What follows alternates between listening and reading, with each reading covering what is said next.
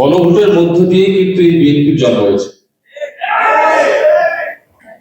আপনারা জানেন বাংলাদেশের ইতিহাসে এটাই প্রথম যে প্রাইভেট ইউনিভার্সিটি স্টুডেন্টরা তারা যদি 18 জুলাই না মানত, বাংলাদেশের অভ্যুত্থানের ইতিহাস ভিন্ন হতো। আমরা 37 জন শহীদ হয়েছি, পাবলিকে 12 জন।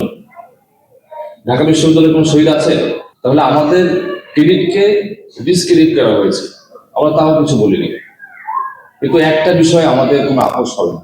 আপনারা যার যার মতো করে ভাগ বাটোয়ারা করে নিয়েছেন, নিজের স্বার্থ বুঝে নিয়েছেন, কিন্তু একটা জায়গায় অন্তত এক থাকেন, সেটা হচ্ছে যে আমূল পরিবর্তনের জন্য, যে ফ্যাসিবাদী কাঠামোর মূলোৎপাটন করার জন্য আমার এতগুলো ভাই শহীদ হয়েছে, এতগুলো ভাই পঙ্গু হয়েছে, সেই আত্মত্যাগের মূল্যায়নটা আপনারা যাতে করেন। আপনারা জানেন যে বাংলাদেশের ইতিহাসে প্রথম গণভোট হয়েছে 1977, আর এটার প্রবর্তক ছিলেন শহীদ প্রেসিডেন্ট জিয়াউর রহমান। গণভোটের মধ্য দিয়ে কিন্তু এই বিএনপির জন্ম হয়েছে, এবং তার গণভোটের উদ্দেশ্য কি ছিল? He was a CMLA. It means Chief Martial Law Administrator. একজন চিফ মার্শাল ল অ্যাডমিনিস্ট্রেটর সে কখনোই রাষ্ট্রপতি হতে পারে না সাংবিধানিকভাবে।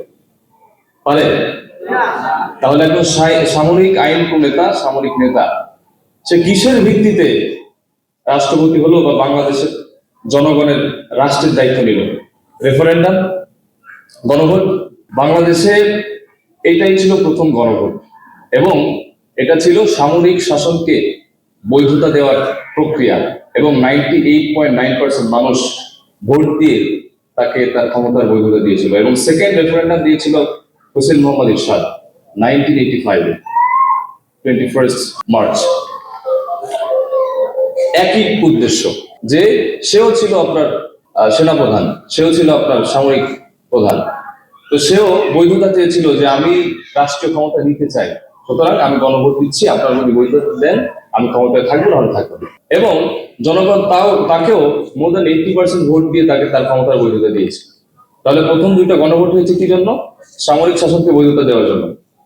এবং এটা চলার পরে 90s-এ এসে আপনার এই স্বাধীনতা আন্দোলন, তখন আপনারা রাজনৈতিক ঐক্যমতে এসে তার বিরুদ্ধে অভ্যুত্থান ঘটিয়েছেন। তারপরে তৃতীয়বার যখন গণভোট হয়েছে, এটা কে করেছে?